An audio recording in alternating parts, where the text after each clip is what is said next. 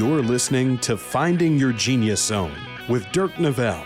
With the help of successful individuals across industries, Dirk breaks down the unknown parts of every vocation while highlighting the importance of finding a career where you can leverage your natural skills, passions, and interests.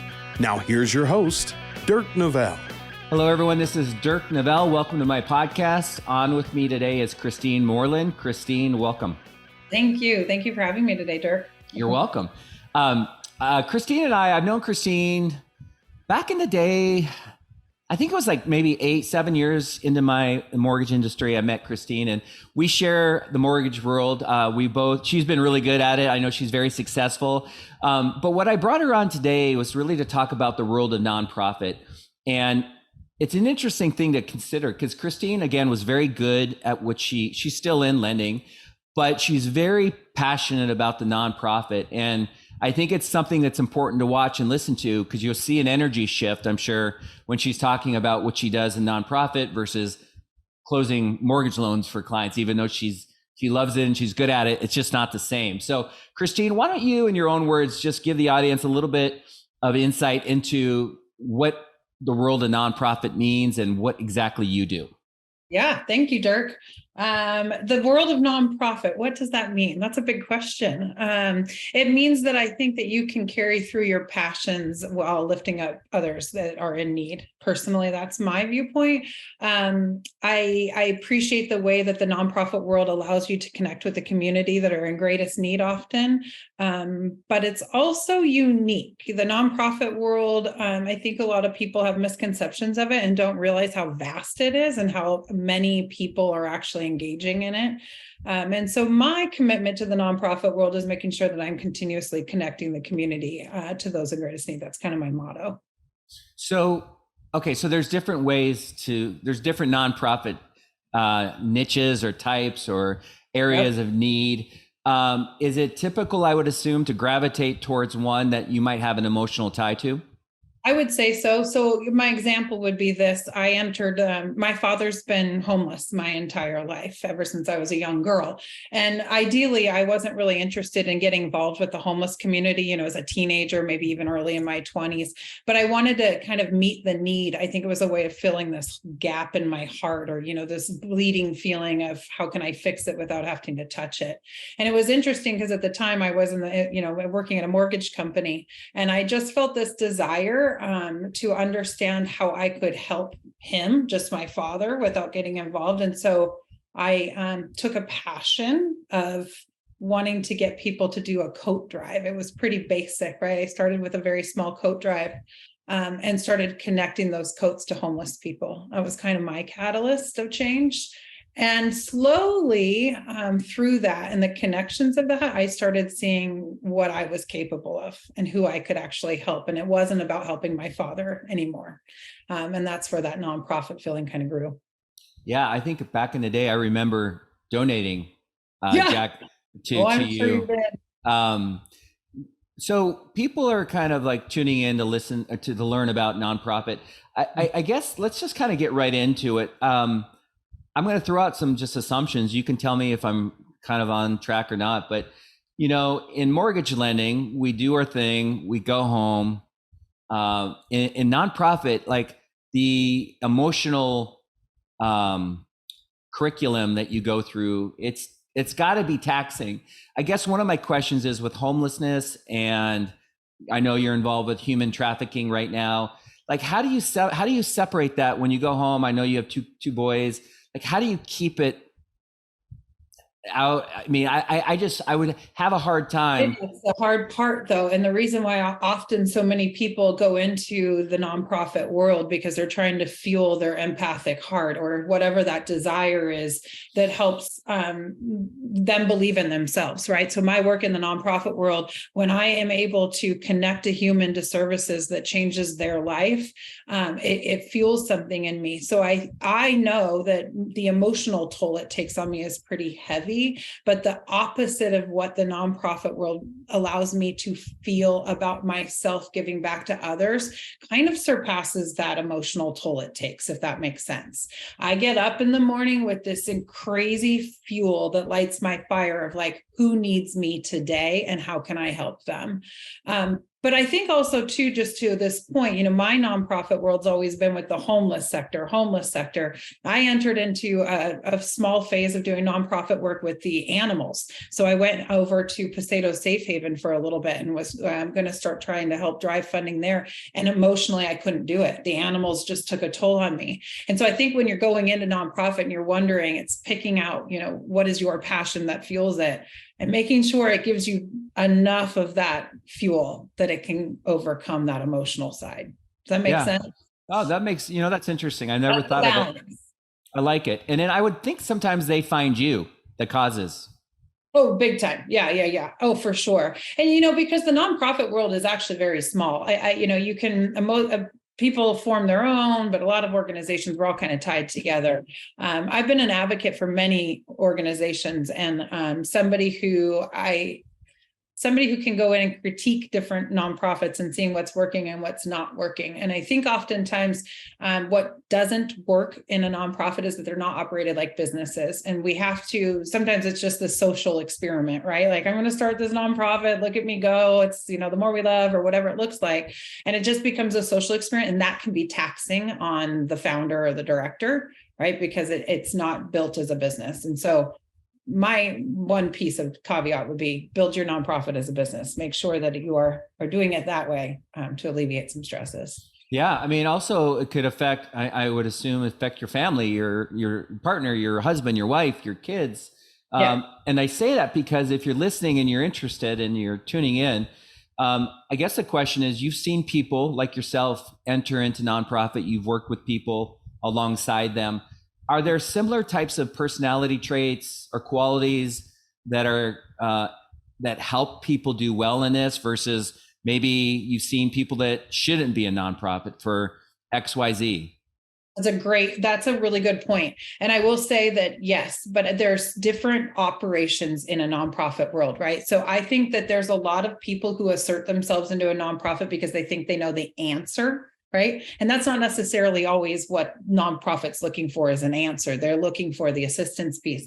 I would say a lot of corporate America should lean on the directors' boards of nonprofits. It's a great way for you to leverage your corporate community, if you will, and drive funding and such. And you can help lift up a nonprofit that way. But I would be careful sometimes about your why. If the person has not the right why connected to the nonprofit, it could be a detriment. Big time.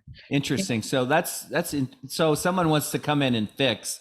Maybe some of these can't be fixed. They just need help and assistance. Yeah, because sometimes it's just it's a long ongoing campaign of work, right? I mean, some things are never just going to go away. And so when people come in with this attitude, like, I'm going to fix it because I'm in the nonprofit world, I can fix this. It's just not the case. And the other point to this is nonprofit world, you must be patient. You must be patient for real change. You must be patient to advocate. You must be patient with the people you work with. You must be patient with funding. I mean, a lot of it comes from grant work and relying on private sectors and such, and that can be difficult. A couple of years ago, so I have a stepdad who's in the newspaper industry, and they did a big series on the homelessness in Seattle. And I'm pretty close to him, so we have these conversations. And I say this because I want your feedback. I was blown away. Everyone has a thought, like everyone bitches about this or that. But when he started talking about the homelessness, what they found out was, I mean, there's literally like 7, 8, 9 different reasons. So you can't attack homelessness with one solution, right? It could be, mental illness. It could be abuse. It could be drugs. It could be a lot of things. Yeah. And I mean, I'm preaching to the choir, but it's interesting because you must deal with people who think they have answers, but when you really understand the situation, it's pretty complex. It's very complex. And then the part that I appreciate about the nonprofit part that I do and where I really thrive is making sure that people are fully really educated, right? Because there's such misconceptions and wrong narratives. Like these people chose to be there, or, it's not about the drug use. It very much is about the drug use. Drugs and mental health go together, those type of things. This housing first concept. I mean, good God, Seattle, we couldn't have gone more wrong with that statement, right?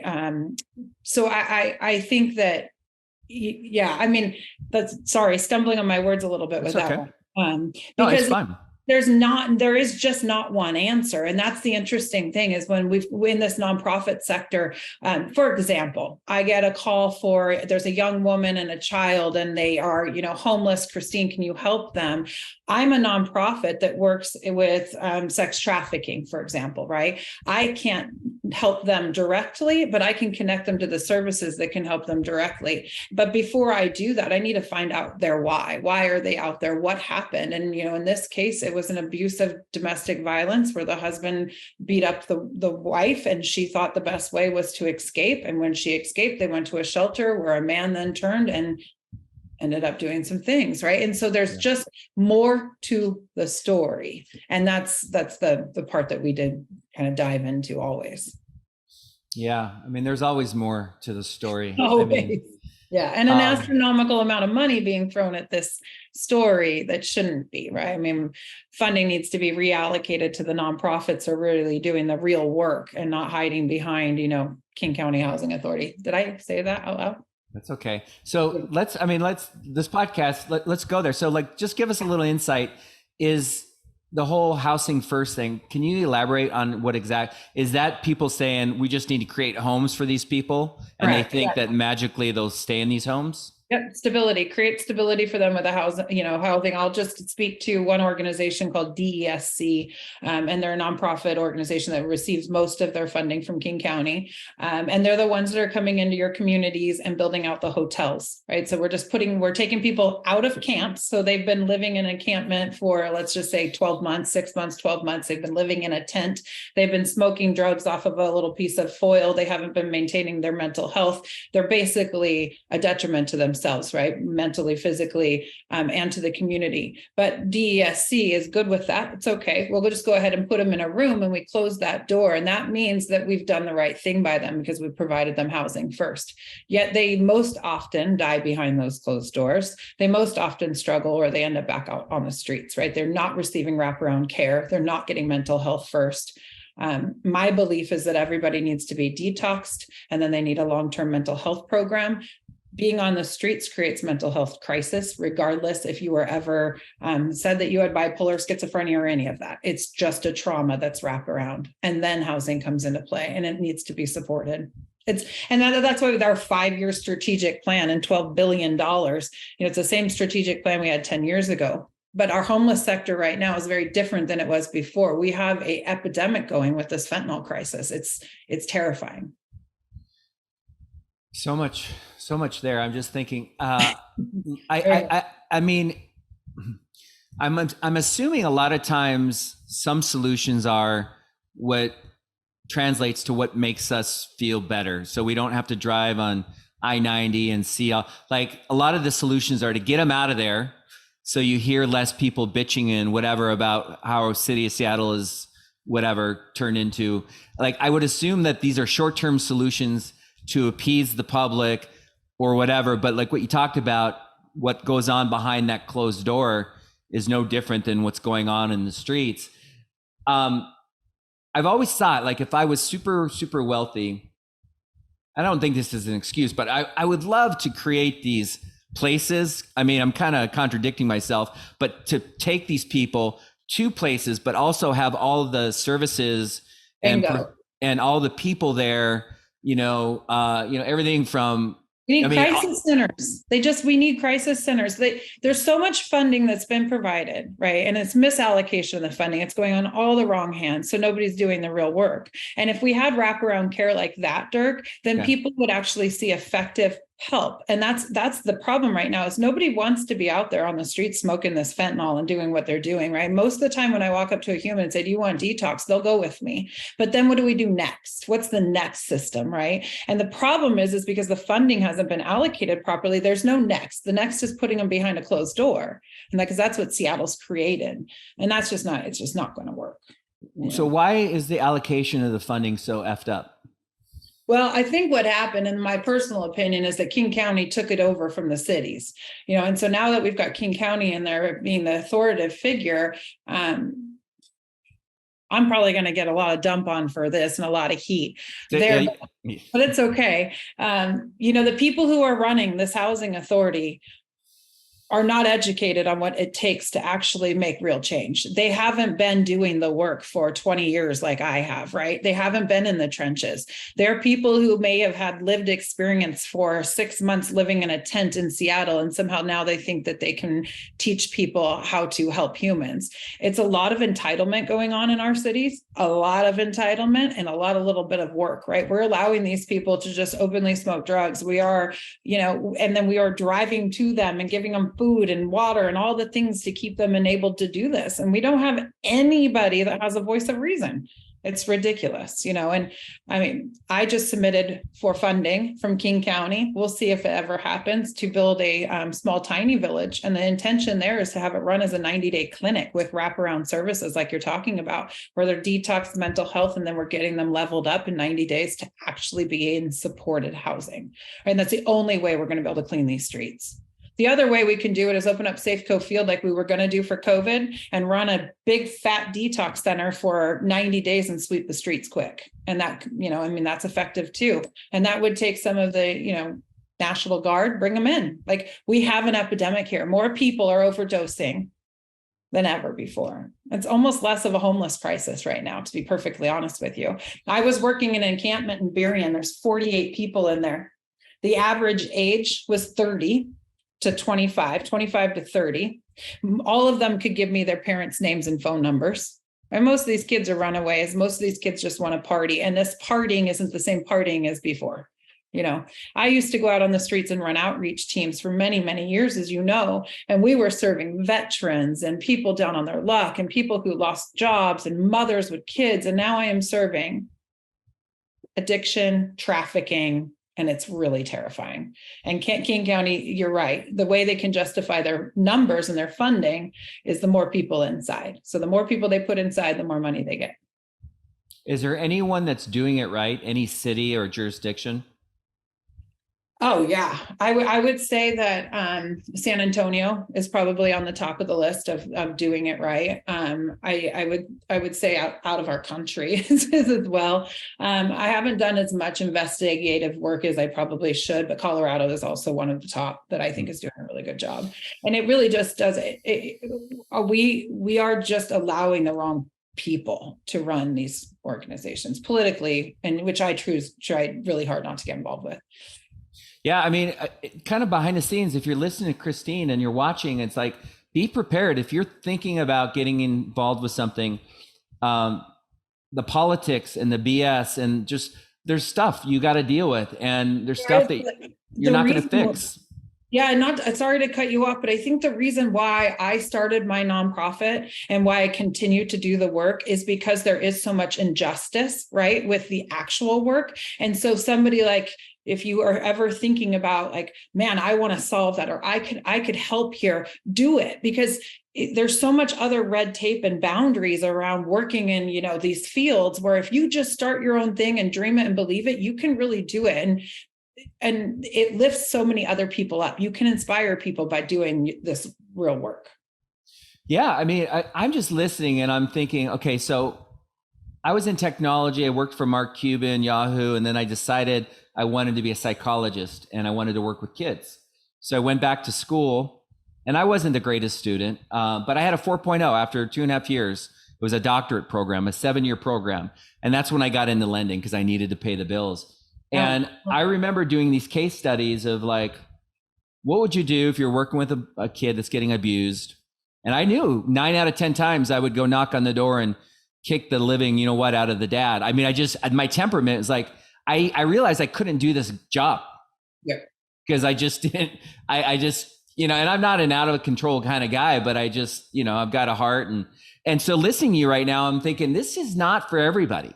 No, not for the faint of hearts at all. No.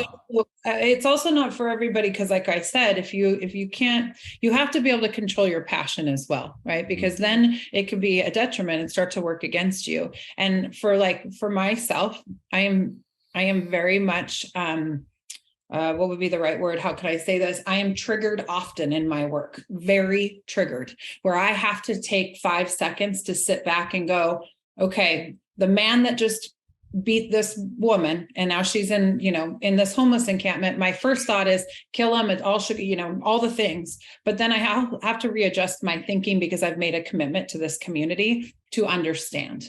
And so some part of me needed to understand, like, what happened to him to create this monster, right? And so what kind of love and care and help can we give him? And I know that sounds crazy, but it is part of my work. And so I humbly have to consciously think that every time I encounter the evil. I have to understand where the evil came from, and I need to figure out if I can help the evil. If I can determine both those things aren't capable of, I walk and yeah. There is sorry to do this on the fly, but there is a quote that makes me think so much of what you just said that I think, do you know who Viktor Frankl is?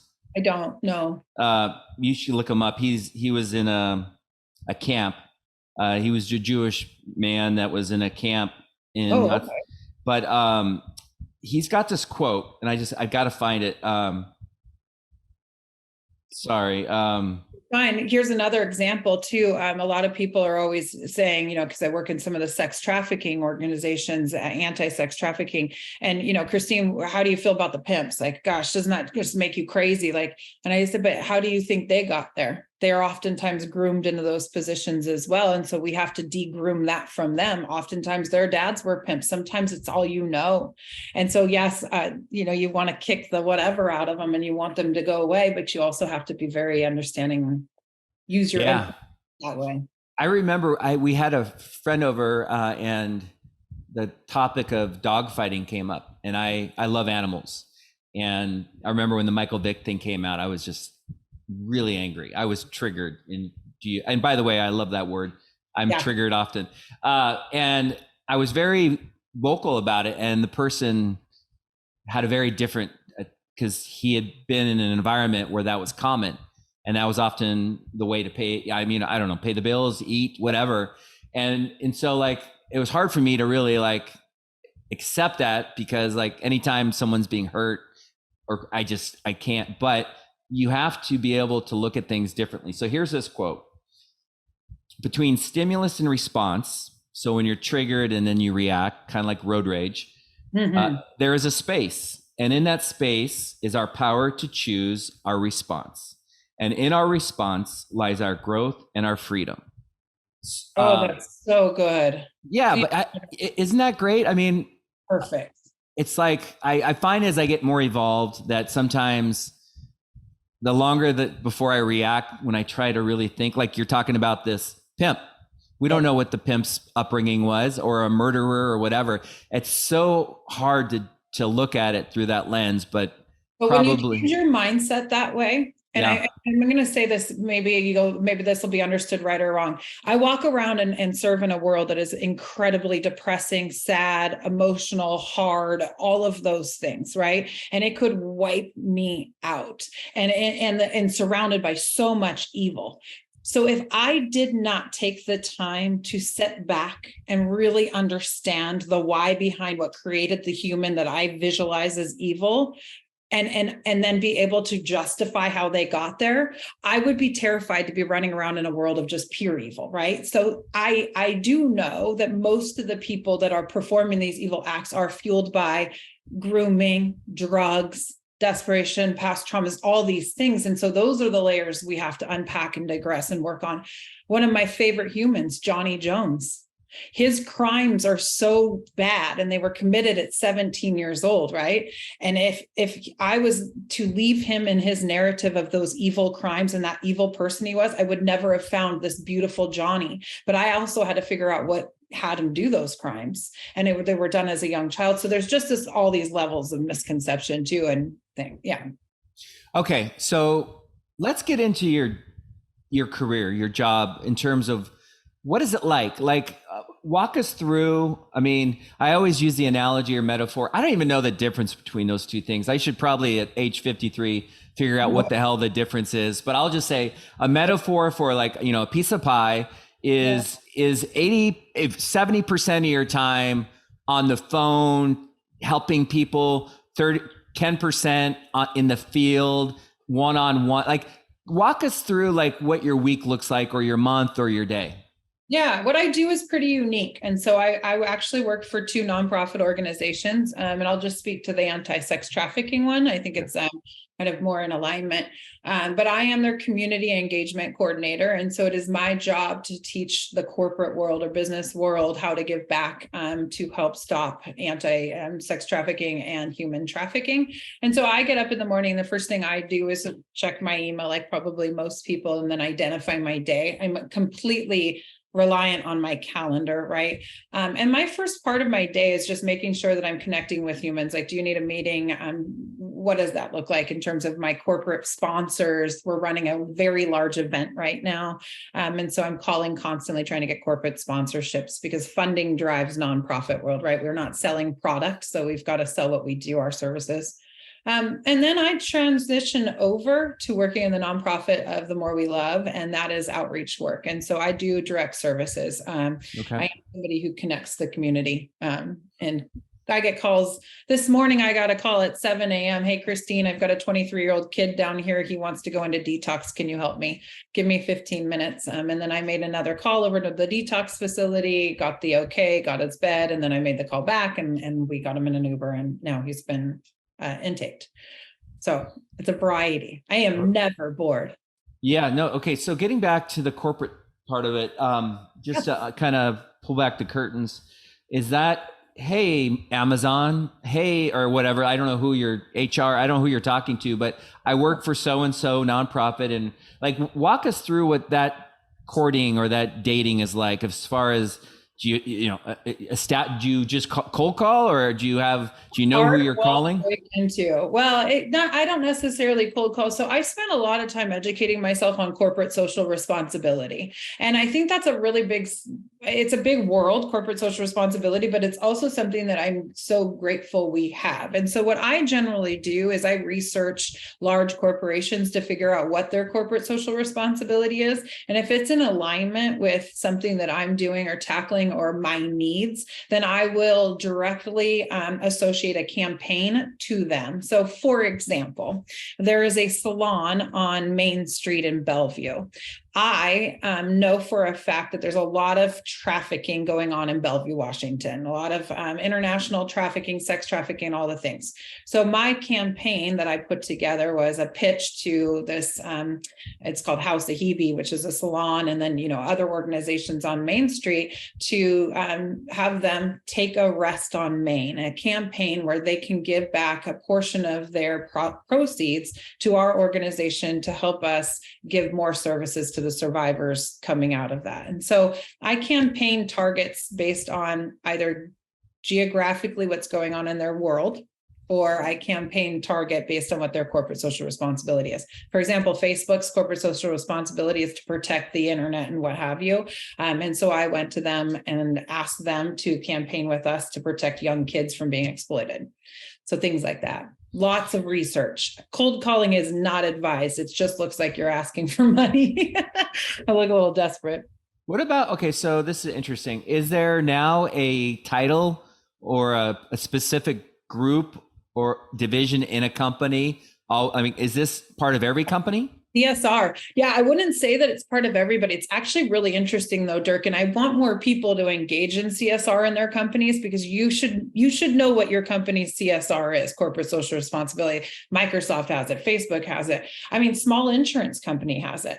And when you go on there, it's interesting because your company does specific things for their social responsibility. Let's just say they choose, climate change or whatever. There's things that they're doing and you can get involved in within your company. And that's the part, this education and awareness part, right? And so that's why I love being a community engagement coordinator, because I can be like, did you know your company wants to stop human trafficking? And they're like, wait, what? Which then provides them a window into helping us. And then the next level would be I come in and do speaking engagements, and I teach people about the topics that they are wanting to be aware of or be responsible for. So like a Facebook would call me in and I would speak to their employees about what they could do to give back to the community, right? And so that's a really vital way for us to engage. Okay, so if you're listening, it's research, just spending a little time. Maybe it's one-on-one, maybe it's some phone calls, and then it's actually the ability, the likability component. You have to speak well, you have to represent yourself well, you get the invite to come in and present, and then you do a good job presenting. And then what is the return on like the ROI? Is that when a company says, we've got this budget and we'd like to take 15%, and okay, so that's the end game? Yep, allocating their funding over to us, certainly, Okay. or direct services. I get really passionate about also going in on the CSR side and finding out like, what can you give back as a human with your hands and feet? We have so many talented people in this world, right? And so like, I'll use a dental office that I worked with in this past couple of years. I had a dentist office, corporate social responsibility. I went into them and I was like, man, you guys want to, the dentist had said, I would love to give back at some point. I don't want to necessarily just give money, but I'd love to do people's teeth. And so his corporate social responsibility was giving back to people who got out of recovery. So they've been detoxed, they've been clean, they were in recovery. And then he was just donating his time and helped them fix their teeth from what we used to call meth mouth, right? And so corporate social responsibility doesn't just always have to lie on funding. Oftentimes I'm going in there and engaging in conversation to find out how I can lead them to their passions of helping other humans. Okay. So again, I'm going down this road of trying to we're talking a lot about some cool stuff, powerful stuff, but I also really want to get clear on what it's like. So is this, like, for example, compensation, is this an hourly type of job? I know it's not, you've done really well in lending where we can make good money, and then nonprofit, you typically don't do nonprofit to get rich, financially, you might rich in your heart. But like, how typically is compensation within the nonprofit world? This is probably the silliest thing ever, but I think I'm at $24 doing a very large corporate engagement responsibility in nonprofit, right? It's not lucrative. And so if you are going to get into nonprofit for money, I wouldn't suggest it. However, there is ways to create, your wealth through that. It just is unique. You are a slave to your time. I mean, nonprofit isn't something where you just kind of dip in and you dip out. You've got to be committed with your time. And so thank you for saying that. The mortgage, you want to make sure you got stability before you go in this, right? I certainly did not do it for the money at all. No, I understand. I just think it's important that it's also maybe not such a deterrent. It doesn't have to be. There are ways you can maybe have money and have a quality of life that you want and still be in the world of nonprofit. Maybe there's a balance of, being a firefighter and or being a lender or being a realtor or being whatever. So it's not like you have to be poor if you want to be in nonprofit. Nope, not at all. And that's where, I led with often most of my work was in the mortgage business. And then my side stuff was the nonprofit. So I had a way to fuel my pocket while I fueled my heart and my passions. And I think that's why most people get into nonprofit work. It's the passion piece of it. But when you're working on the daily, if you think your passion is going to be fulfilled every day being a nonprofit, it's not. It is a very frustrating world because it takes a long time to get real change to happen, right? And the most often people are coming into nonprofit for change. So you have to be consistent too. That's a key component of this. A lot of people think it's kind of lackadaisy, whatever that word is. Is that the right word? Lackadaisy? It works for me.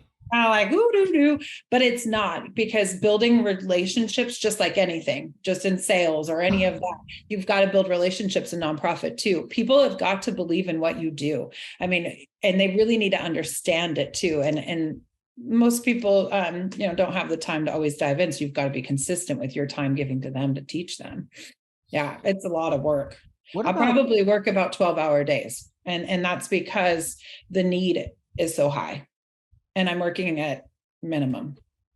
I get it. What about the quality of life? Like, you have two boys, you go away for a weekend and you're trying to be present. And like, how hard is it to separate? Like, is your phone always on, or is there someone that you can rely on and take some time off?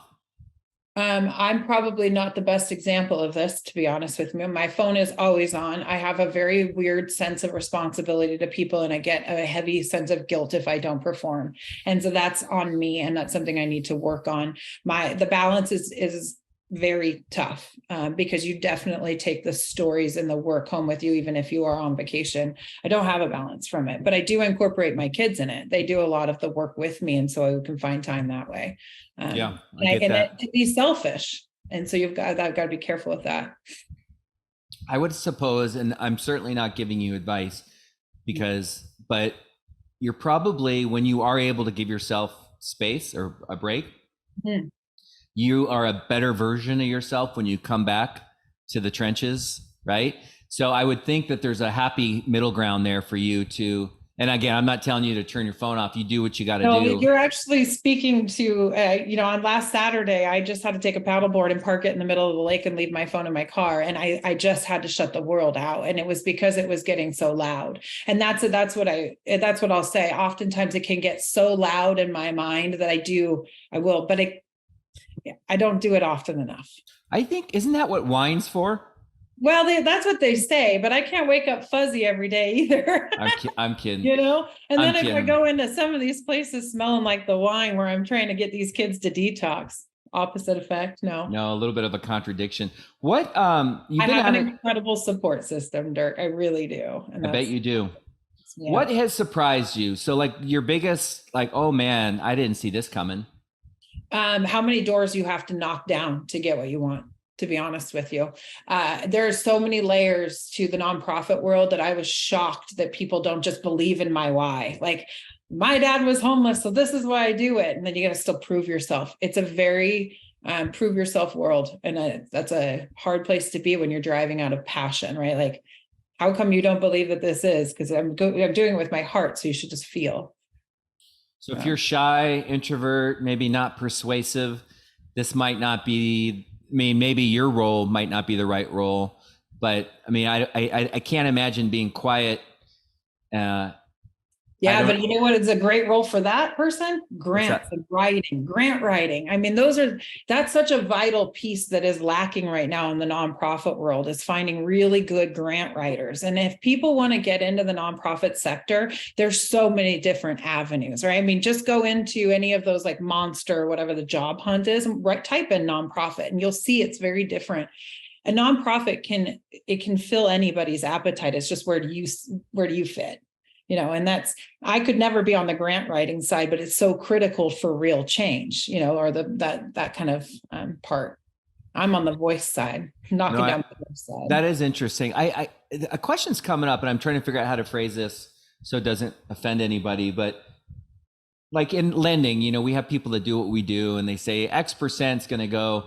And a lot of times it's genuine, but a lot of times it's just marketing, and it's trying to differentiate. How often do you find yourself working with corporations that are saying all the right things because it sounds good, but they don't really walk the walk? Like, would you say, and I don't want you to pinpoint any specific company, but would you say a lot of companies are doing this because it looks good?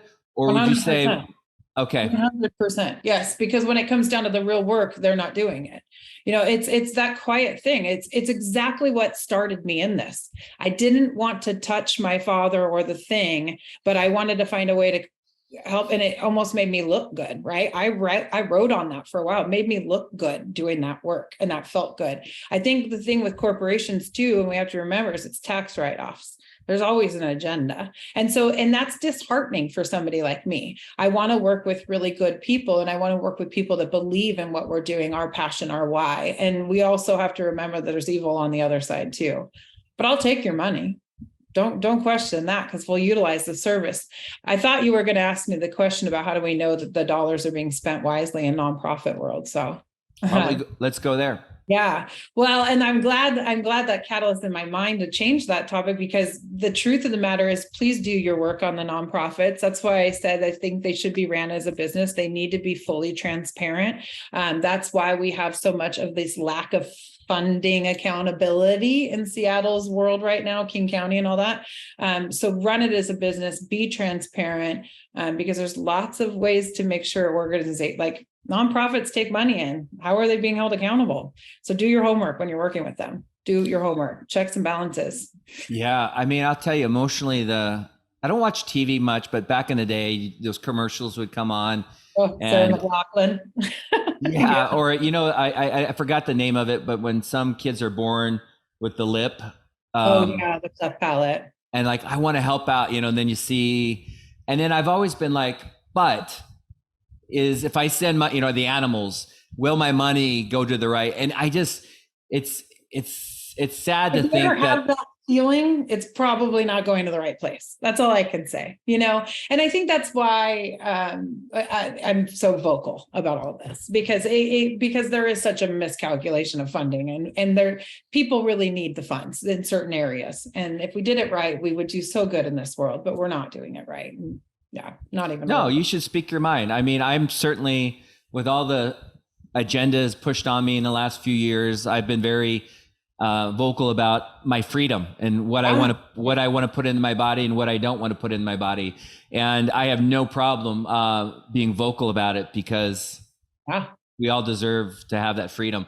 As we wind down, and if we're talking to an audience, it's someone that's just kind of coming out of school, high school, maybe they don't want to go to college, maybe grad school, and they're like, I really feel like my heart and soul is meant to be a nonprofit. Is there any last words or advice that you might want to share with our audience, just to help them make better decision? Yeah, I will never forget meeting a mentor in the nonprofit world. So find the nonprofit that you would think would be most in alignment, and speak to somebody in there of director capacity. Find a mentor in the nonprofit world, somebody who can help guide you. I was so blessed to find the president of the Union Gospel Mission early on, and he led me well in this world. It's a big world, but find a mentor. That's all I can say. And I'm great. I would be open my world to anybody to mentor them in the nonprofit space if they ever wanted to. But a mentor. I love that. I was just at their auction, and good. One of my close friends, a guy named Steve Lampkin, is on the board, and Matt Lorch was the auction guy for that. And I was blown away. I mean, I've been to a few of those, and I know that you've been involved with them for a long time. They have a very religious component, don't they? Yeah, they do. Yeah. Union Gospel Mission's always been driven by the Christian faith. And I grew up, I mean, I don't have a problem with it, but I was surprised. There's a lot of praying and prayers, and I was like, oh, you don't see this very often. And I think it's great, but I know it's a very strong organization. I'm going to ask you a random question, just kind of off topic, because I ask everybody this. So let's just say you weren't doing nonprofit. Let's just say you lost your license in lending or whatever. You just couldn't do it. Is there a dream job? Like, is there something that if you could do anything, you ever think like that? Yeah, I wanted to be a criminologist, but I kind of do that now. So if there was, I would want to be one of those hotel connoisseurs that travels around all the 5 stars and test out the people, the service, that kind of person. Travel agent of sorts. Yes. So travel, live the life. Yes. Share, yeah. I love, and I ask that question because it's always interesting. Extreme opposites, right? Nonprofit to spoil me. No, it's funny to hear people's responses. A lot of times people are saying I'm doing it, but I try to push them and get a different answer. But Kristine, thank you so much. I think this was really interesting. Thank you. I think the thing that I got out of it is like, it is not a part-time gig. Like if you're going to run this race, you've got to be committed to running it. Like it's not something you can fake. And so think hard and long about, and like you said, get with a mentor early on, go sit in a board meeting or go walk the streets, go bring food like you did with Moreland. I mean, there's a lot of things you did. I think those would be really valuable things to do for someone that is contemplating getting into this. Absolutely. Thank you so much. This is great. Thanks, Kristine.